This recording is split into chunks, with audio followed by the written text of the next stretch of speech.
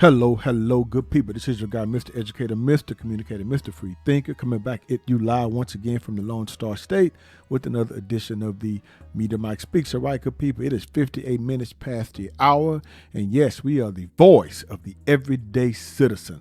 All right, good people, I'm pretty sure you may not have heard of this, and some of you may have.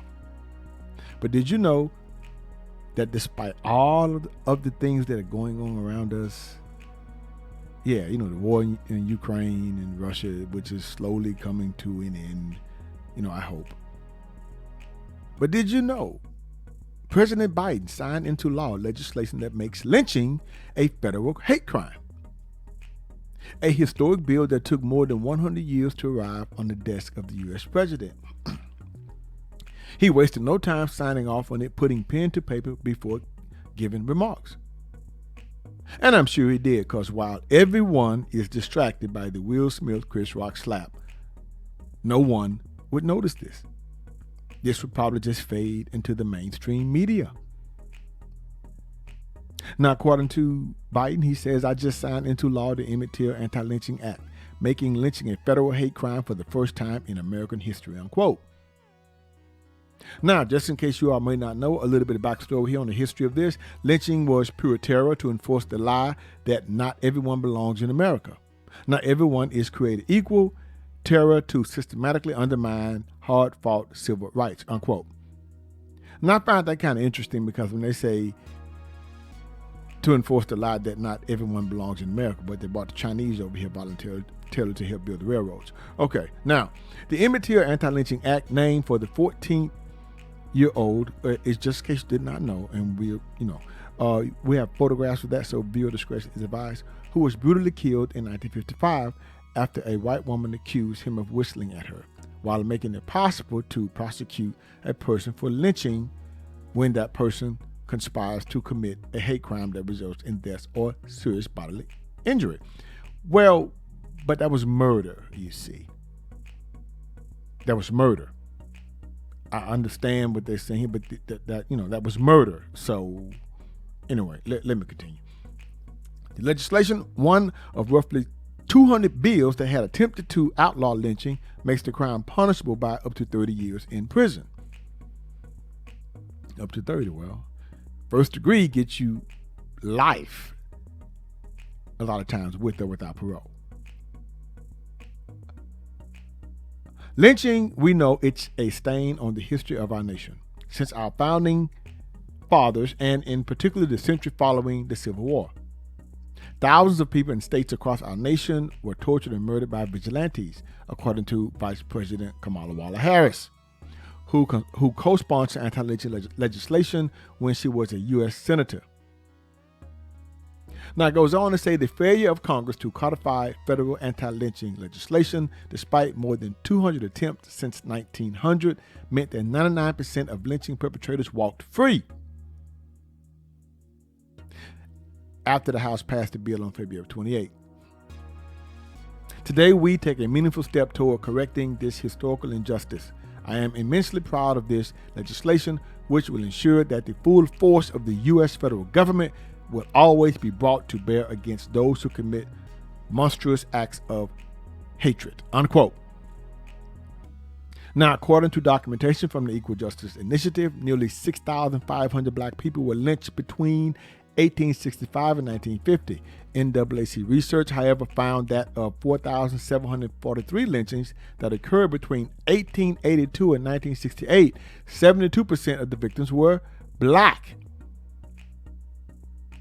Now, the death of Emmett Till was a sobering moment that revealed how black people were treated in the United States, and it helped to spark the civil rights movement. Now, Till, as you see in the graphic photos here, a black teenager from Chicago, was visiting his family in Money, Mississippi, and was not accustomed to the segregation and racism in the South, according to History.com. The only thing I don't like about this fact that, ma'am, I know she's deceased now, but why would you send your son down to Mississippi at that time? I don't understand. Don't know. People were trying to get out of the South at that time. Why would you send your son from the Midwest down to a place where things are just bad? And to a certain degree, still are. Anyway, he went into a store to buy candy, and on his way out, he allegedly flirted with a 20-year-old Carolyn Bryant. She later claimed that more than that had happened between them, and she also later stated that she made the whole damn thing up. Days after the interaction, Bryant's husband and his half-brother kidnapped, tortured, and beat Till, leaving his body in the Tallahatchie River. It was murder. First-degree, premeditated murder.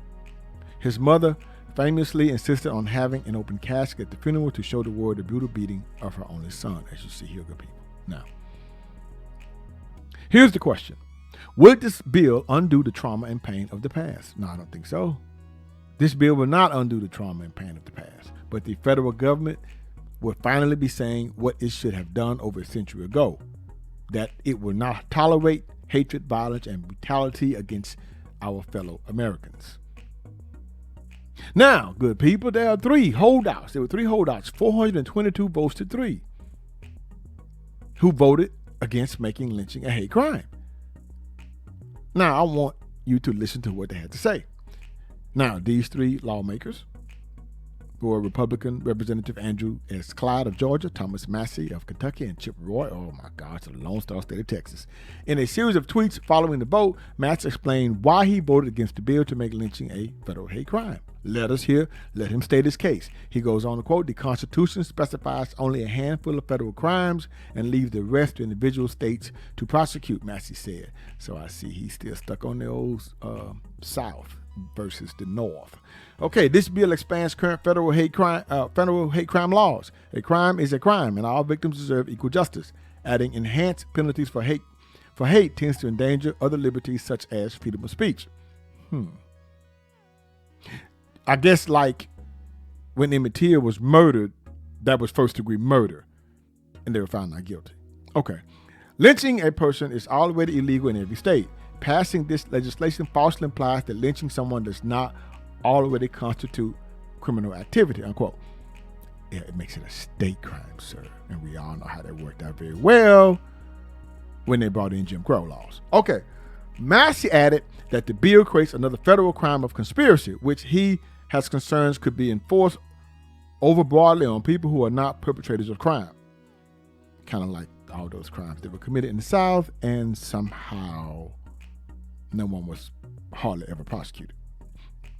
Clyde and Roy also later explained their reasons for voting down the move to make lynching a federal hate crime.